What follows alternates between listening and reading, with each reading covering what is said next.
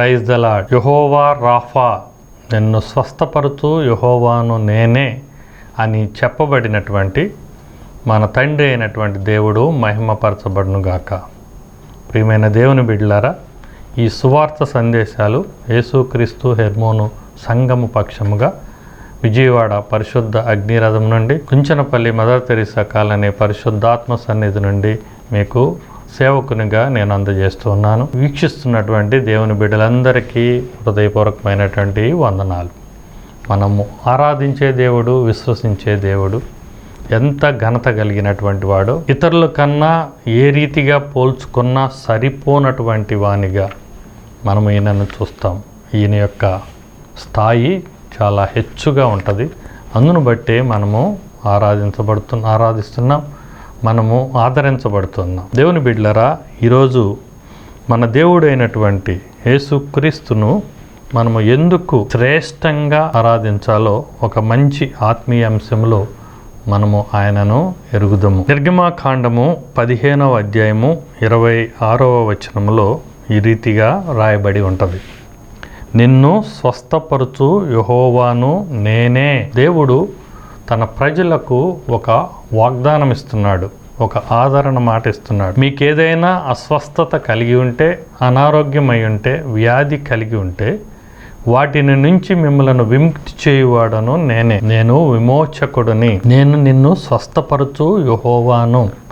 యెహోవా Rapha అనే నామము కలిగినటువంటి వాడి. ఆనాడు ఇశ్రాయేలీలు ఐగుప్తులో బానిసత్వం పొందుతున్నప్పుడు తనకిష్టమైనటువంటి తన బిడ్డలైనటువంటి ఇశ్రాయేలును ఐగుప్తు బానిసత్వము నుండి విమోచించుటకు దేవుడు అనేక రకమైనటువంటి శ్రమలను కలుగజేశాడు ఐగుప్తీయులకు. ఆ శ్రమలలో వాళ్ళు అనేకమైనటువంటి మరణగ్రస్తమైనటువంటి వ్యాధులు కూడా పొందారు.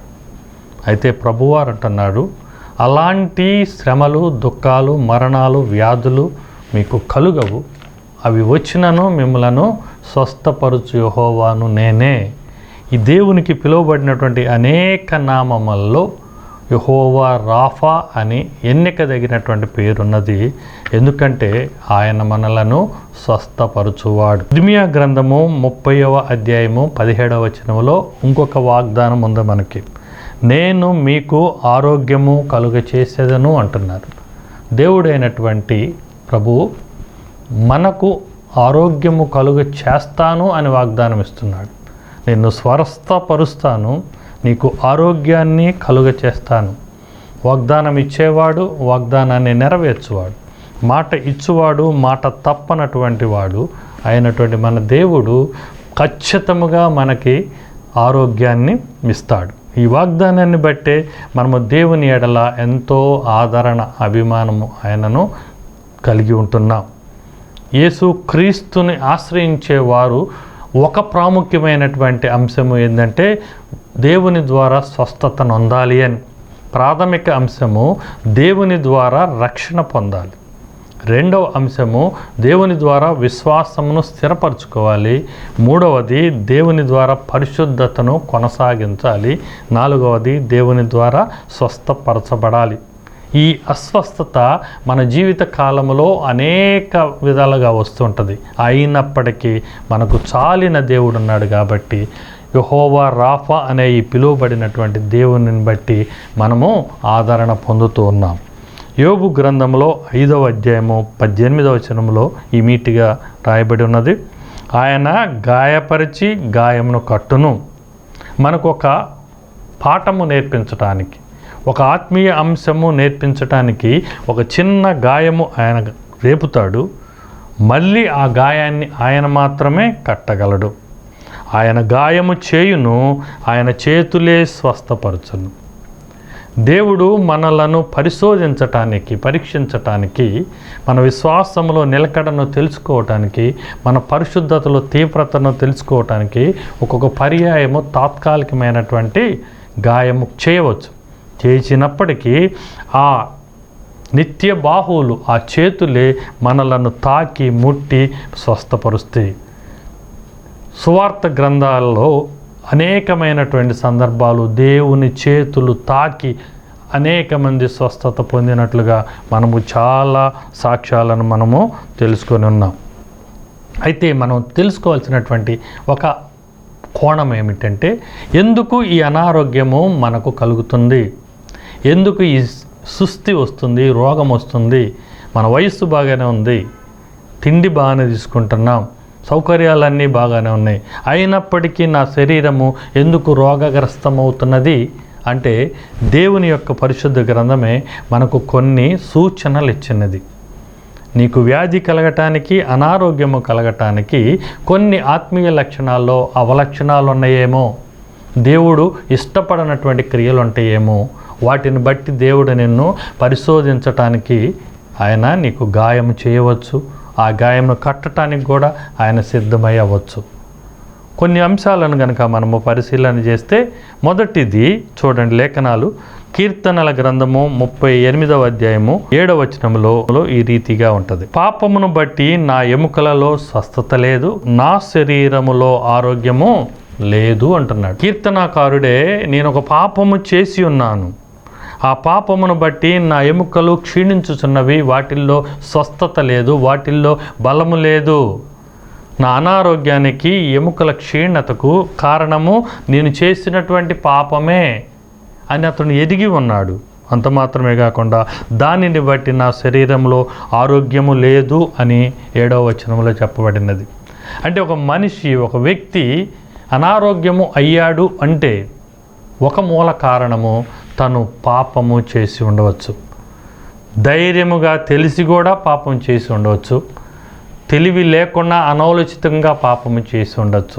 ఏదైనా కానీ దేవునికి చేసిన ప్రతి వ్యతిరేకత కూడా పాపమే. ఆజ్ఞను అతిక్రమించితేనే పాపం.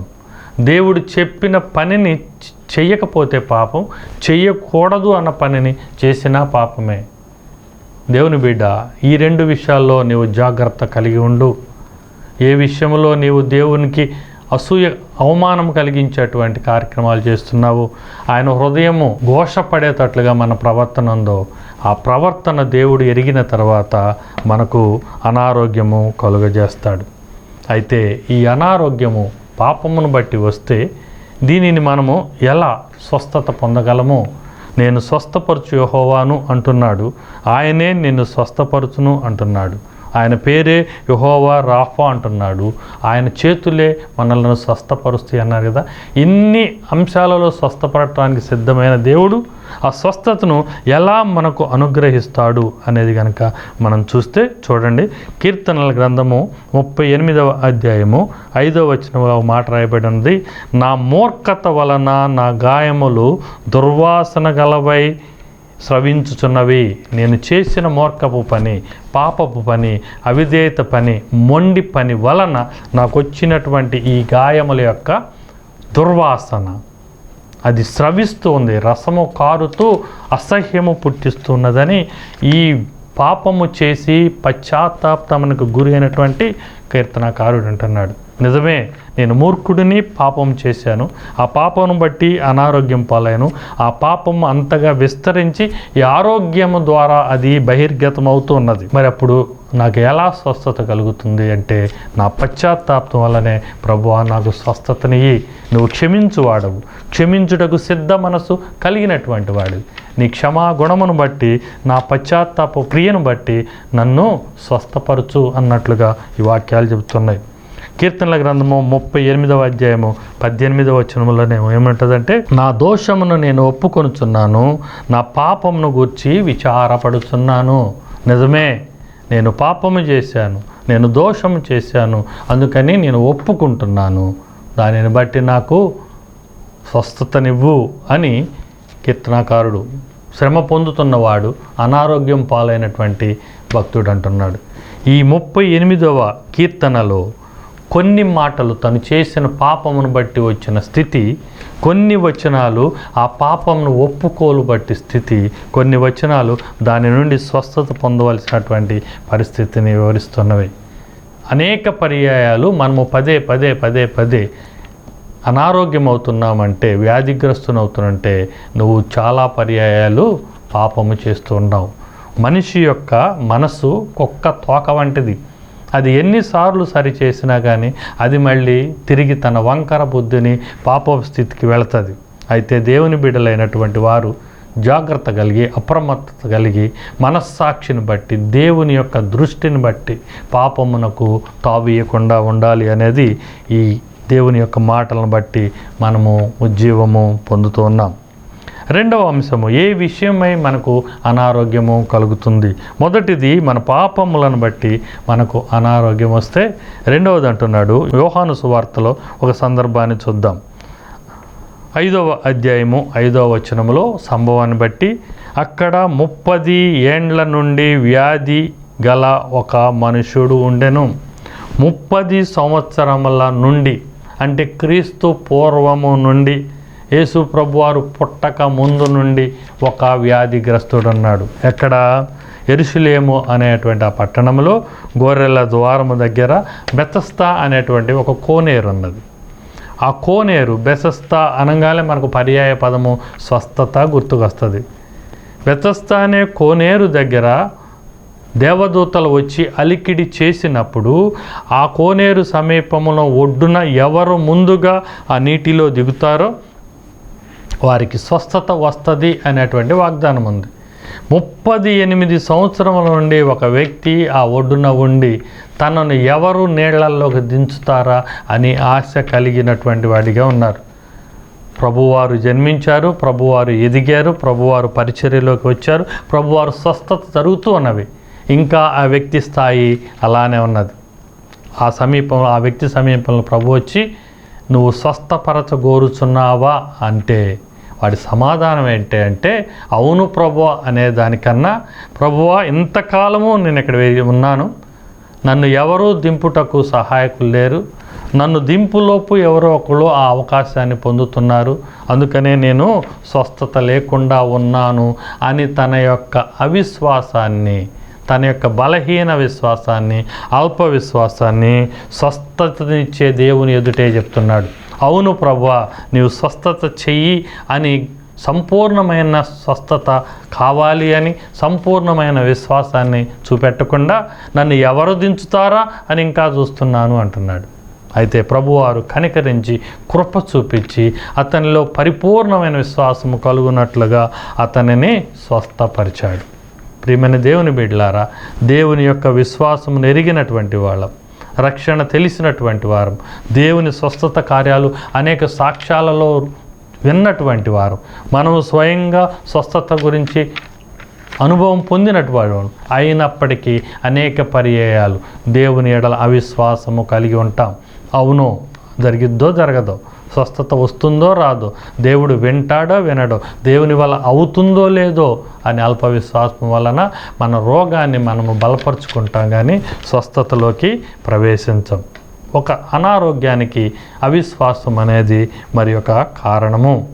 ఒక పర్యాయము నాకు కొన్ని సంవత్సరాల క్రితం మోకాళ్ళ నొప్పి బాగా వచ్చినది.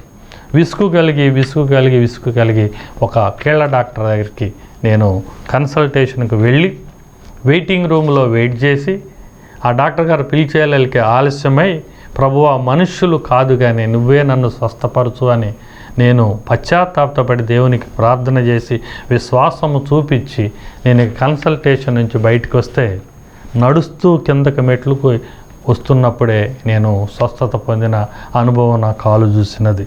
విశ్వాసము మనలను స్వస్థపరచుది. అనేక పర్యాయాలు దేవుడు స్వస్థత కార్యంలో ఈ మాటను వాడాడు, నీ విశ్వాసమే నిన్ను స్వస్థపరిచినది. అందుకని చాలా సందర్భాల్లో పడగోరుచున్నావా అని దేవుడు ఎదుటి వ్యక్తిని ప్రశ్నిస్తాడు. నీ ఎంత విశ్వాసం నీలో ఉంది, నీ స్వస్థత గురించి నీవు ఎంత ఎదురు చూస్తున్నావని. ఆ స్వస్థతను పరిపూర్ణంగా చూపించిన వాళ్ళందరూ కూడా గొప్ప స్వస్థతను పొందినారు. ఇశ్రాయేలులో ఇలాంటి వారిని చూడలేదు అని విన్నాం. అమ్మా నీ విశ్వాసము గొప్పది అని ప్రభువారు అభినందించిన మాటలు విన్నాం. ఇవన్నీ స్వస్థత సందర్భాల్లో దేవుడు పలికినటువంటి మాటలు. అంటే మనము ఎప్పుడైతే విశ్వాసంలో బలహీనపడతామో మన శరీరము కూడా బలహీనపడుతుంది. విశ్వాసములో ఎప్పుడైతే మనం స్థిరంగా ఉంటామో మన ఆరోగ్యము కూడా స్థిరంగా ఉంటుంది. అయితే మనం ఒక మాటను గుర్తుపెట్టుకోవాలి, అల్ప విశ్వాసము కలిగినటువంటి మనం ఎలా ఈ స్వస్థతను పొందగలము అంటే, యెషయా గ్రంథము 53వ అధ్యాయము 5వ వచనము చివరి భాగంలో ఈ రీతిగా వ్రాయబడి ఉంటుంది. అతడు పొందిన దెబ్బల చేత మనకు స్వస్థత కలుగుచున్నది. ఇదే వాగ్దానాన్ని పేతురు మొదటి పత్రిక 2వ అధ్యాయం 24వ వచనంలో తిరిగి మళ్ళీ పునరుద్ధరిస్తూ ఆయన పొందిన గాయముల చేత మీరు స్వస్థత నొందితిరి అని వ్రాయబడినది. సిలువలో యేసు ప్రభువు వారు తన శరీరాన్ని గాయపరుచుకొని దాని నుండి మన శరీరానికి స్వస్థత అనేటువంటి వాగ్దానాన్ని ఇచ్చాడు, వరాన్ని ఇచ్చాడు. అందుకని అవిశ్వాసి అయిన వారు క్రీస్తు సిలువలో మన కొరకు గాయపరచబడ్డాడు, మన రక్షణ కొరకు ప్రాణం పెట్టాడు అనే విశ్వాసాన్ని ప్రదర్శిస్తే వారు స్వస్థత పొందుతారు. అనారోగ్యానికి 3వ కారణం చూద్దాం. 2వ రాజుల గ్రంథము 5వ అధ్యాయము 27వ వచనం. కాబట్టి నయమానునకు కలిగిన కుష్టి నీకును నీ సంతతికి సర్వకాలము అంటి ఉండును అని ఎలీషా తన యొక్క అనుచరుడైనటువంటి గెహాజీకి ఇస్తున్నటువంటి శాపం. ఎలీషా దగ్గరకు నయమాను స్వస్థత నొంది తను స్వస్థత పొంది పసిపిల్లవాని శరీరము కలిగి ఆ కృతజ్ఞతగా దైవ సేవకి కానుక ఇవ్వాలనుకుంటాడు. అయితే ఎలీషా ధనాపేక్ష లేనివాడై అతను ఆ కానుకను స్వీకరించక సమాధానంతో వెళ్ళి అతనిని జీవించమని ఆశీర్వదిస్తే తన యొక్క గురువు గారికి ఇచ్చేటువంటి ఆ బహుమానాలు నేనెందుకు పొందకూడదు అని గెహాజీ వేగముగా పరిగెత్తుకొని వెళ్ళి నయమానును ఆపి ఆ యొక్క బహుమానాలు తీసుకోవటానికి ఇష్టపడతాడు. అది జరిగిన తర్వాత చెప్పబడినటువంటి ఈ వాక్యం, అతను ఎప్పుడైతే ధనాపేక్ష కలిగి దేవుని పరిచర్యను అతను ధన సమకూర్చన కొరకు వాడుకున్నాడో ఇప్పుడు గురువుగారు అతనికి ఈ వాక్యం చెప్తున్నాడు. నీవు ధనాపేక్షను బట్టి ఈ కార్యం చేసావు కాబట్టి నయమాను కలిగిన కుష్టి నీకును నీ సంతతికి సర్వకాలము అంటియుండును అన్నాడు. తర్వాత గెహాజీకి కుష్టి వ్యాధి వచ్చినది. అంటే ఒక వ్యక్తి ధనాపేక్ష కలిగి ఉంటే, ధనాశ కలిగి ఉంటే అతడు కొని తన వ్యాధిని తెచ్చుకుంటూ ఉంటాడు. ధనాపేక్ష సర్వత్వ దుర్నీతికి మూలము అనే దేవుని మాటలు కూడా వింటూ ఉన్నాను. కొన్ని పర్యాయాల క్రితం, కొన్ని సంవత్సరాల క్రితం నేను కూడా గాలికి కొట్టుకొని పోవున్నట్లుగా అనేక ప్రదేశాల్లో సంపాదన కొరకు ఉన్న జ్ఞానాన్ని, ఉన్న శక్తిని వాడాలని ప్రయాణం చేశాను. ఈ ప్రయాణాలలో ఈ శక్తిని వినియోగించడంలో తొందరపాటులో లేదా మానసిక ఒత్తిడిలో ఇలా వ్యాధిగ్రస్తుడయ్యాను. ఇది నా అనుభవంలో ఉన్నటువంటి ఈ సందర్భమే ఇక్కడ దేవుని లేఖనాలు కూడా మనకు స్పష్టంగా తెలియజేస్తున్నవి. అవసరము లేని దానికి ప్రయత్నం చేస్తే, ప్రత్యేకంగా ధనవంతులు అవటానికి ప్రయత్నం చేస్తే పడే శ్రమంతా వ్యర్థమవుతుంది, కాగా వారికి అనారోగ్యము కలుగుతుంది. అయితే దేవుని యొక్క లేఖనాలు ఇస్తున్నవి, యెహోవా యందు భయభక్తులు కలిగి చెడుతనమును విడిచిపెట్టుము, అప్పుడు నీ దేహము ఆరోగ్యమును నీ ఎముకలు సత్తువును కలుగును అంటది. నీ శరీరములో చెడుతనాన్ని విడిచిపెట్టు, అవసరం లేనిని విడిచిపెట్టు, లోకానికి సంబంధించినవి విడిచిపెట్టు, సౌకర్యం కొరకు ఎదురు చూసే విడిచిపెట్టు, దేవుని యందు భయము భక్తి కలిగి ఉండు, అప్పుడు నీ దేహానికి ఆరోగ్యము నీ ఎముకలకు సత్తువ వస్తుంది అంటున్నారు. ధనాపేక్ష కొరకు ప్రయత్నం చేసేవాళ్ళు వాటిని విడిచిపెట్టి దేవుని యందు భయభక్తులు కలిగి ఆయన పని కొరకు గనక సమయాన్ని మనం గనక వెచ్చిస్తే మనకు ఆరోగ్యము, మన ఎముకలకు స్వస్థత కలుగుతున్నది అని ఒక 3వ అంశము మనము నేర్చుకున్నాం. ఇంకో మాట చెప్తున్నాను. యోహాను సువార్త 9వ అధ్యాయము 3వ వచనము, దేవుని క్రియలు ప్రత్యక్షపరచబడుటకే వీడు గుడ్డివాడుగా పుట్టెను అంటుంది. ఒక సందర్భంలో ప్రభువారు సువార్త పరిచర్య చేస్తున్నప్పుడు ఒక గుడ్డివాడు తటస్థిస్తారు. ఆయన అనుచరులు అంటున్నారు, ప్రభువా, ఒక వ్యాధికి పాపము అనేది మన లేఖనాలను బట్టి మనకు తెలుసు కాబట్టి వీడికి వచ్చినటువంటి గుడ్డితనము అనే వ్యాధి వీడు చేసిన పాపమా లేదా వీని తల్లిదండ్రులు చేసిన లేదా పితరులు చేసిన పాపమా అని ప్రభువారిని ప్రశ్నిస్తారు. అప్పుడు ప్రభువారు ఈ వాక్యం చెప్పాడు, ఈ గుడ్డితనము వీడి వలన వచ్చిన పాపము కాదు, కానీ వీరి పితరుల వల్ల వచ్చిన పాపము కూడా కాదు, కానీ దీనికి ఒక మూల కారణం ఉంది. ఏమిటి అంటే దేవుని క్రియలు ప్రత్యక్షపరచబడుటకే వీడు గుడ్డివానిగా పుట్టాడు. కొన్ని పర్యాయాలు దేవుడు మనకు అనారోగ్యము, వ్యాధి కలుగ చేసేది ఆయన క్రియలను వెలువరుచుకోవటానికి, ఆయన క్రియలను ప్రత్యక్షపరచుకోవటానికి, ఆయన క్రియ జరిగి ఆయన హెచ్చింపబడటానికి, ఆయన మహిమపరచబడటానికి. అందుకనే ప్రియమైన దేవుని బిడ్డలారా, అనారోగ్యము పొందిన వారు కొన్ని సందర్భాలలో ఈ దేవుని క్రియ ఏమిటో మనము ఎరిగి ఆ మహిమ పొందే కార్యక్రమం ఏమి చేసినా కానీ స్వస్థత కలుగుతుంది.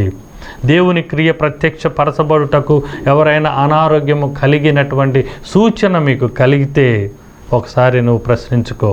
ఏ విషయంలో దేవుని క్రియలను నీవు ప్రత్యక్షపరచటలేదు, ఏ మేలులను గురించి నీవు సంగమునకు సాక్ష్యం ఇవ్వట్లేదు, నువ్వు పొందిన ఏ ఒక్క స్వస్థతను నీవు ప్రజలతో చెప్పటలేదు, నీ దేవుని యొక్క ఘనతను, స్వస్థత యొక్క శక్తిని నువ్వు ఎందుకు వెదులుపరచట్లేదు?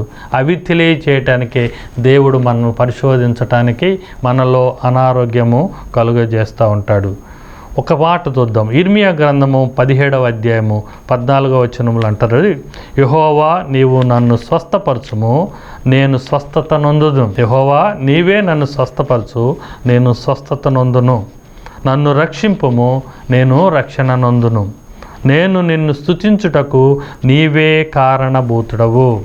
ప్రభువా, నేను స్వస్థపరచబడాలన్నా, నేను రక్షణ పొందాలన్నా నీవు మాత్రమే చేయగలవు. అందును బట్టి నేను నిన్ను స్తుతిస్తాను. నా స్తుతికి కారణము నీవే.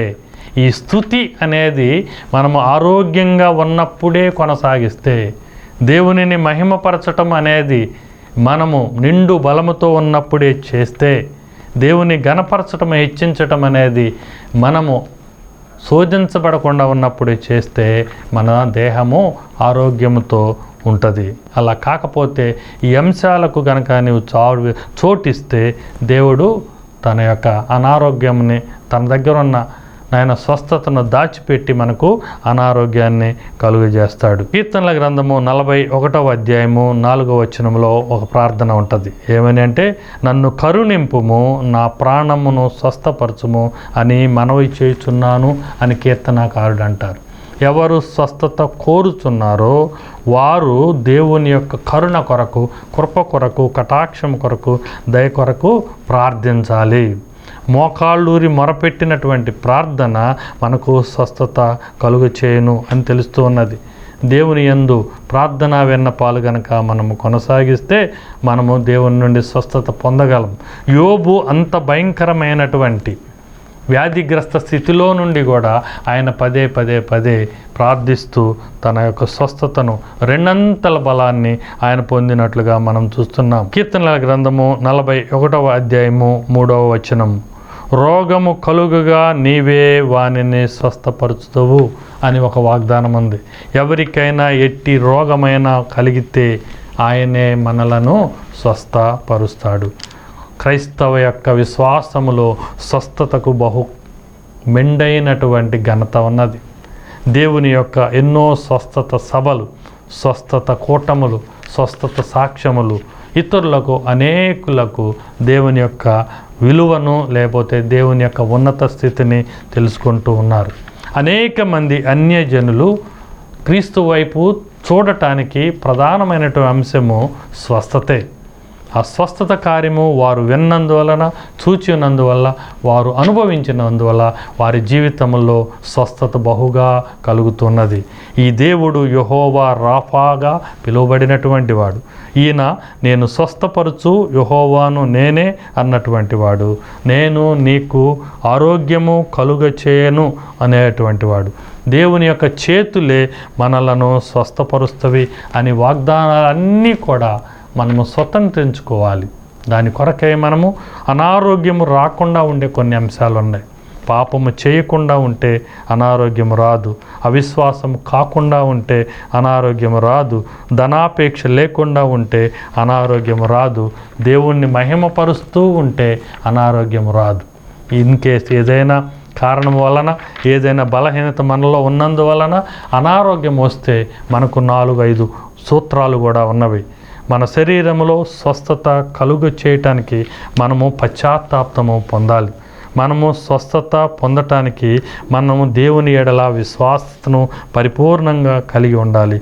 మనలో స్వస్థత పొంది ఉండటానికి భయభక్తులు కలిగి ఆయన యొక్క స్వస్థత పొందవచ్చు. మనము ఎప్పుడూ దేవుని గురించి సాక్ష్యం చెబుతూ ఆయనను మహిమపరుస్తూ గణపరుస్తూ ఉంటే మనము స్వస్థత పొందుతాం. దివారాత్రులు మొరపెడుతూ ఉంటే మనము శరీరంలో ఆరోగ్యాన్ని నిలకడ చేసుకోగలము.